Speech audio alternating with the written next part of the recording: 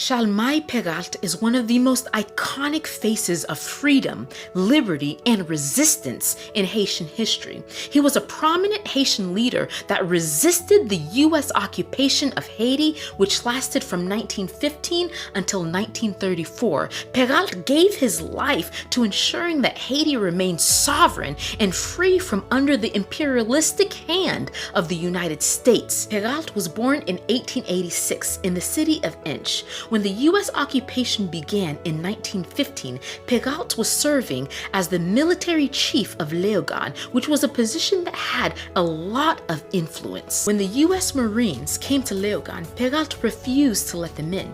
He refused to lower the Haitian flag and surrender his weapons, even though there was a U.S. warship that hovered around off the nearby coast. Peralte was fired, and the U.S. occupation continued.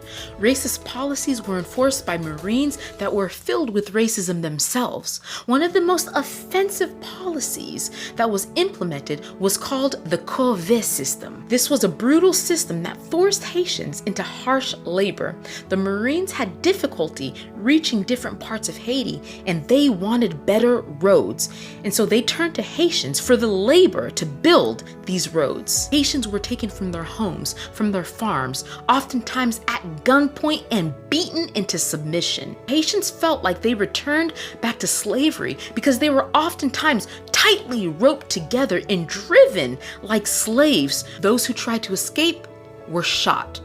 Thousands of Haitians died in the corvée system. In order to destroy the corvée system, Peralte organized a rebellion with thousands of guerrilla fighters that were called Cacos. Peralte was so effective that he made the Marines tremble, so much so that the U.S. had to increase their presence throughout the country. The U.S. got so brutal that they would burn down entire villages they thought were friendly to the Cacos, and they even used aerial bombs throughout Haiti in areas that they thought that the Cacos might be hiding. Although he fought brilliantly, Peralte was betrayed.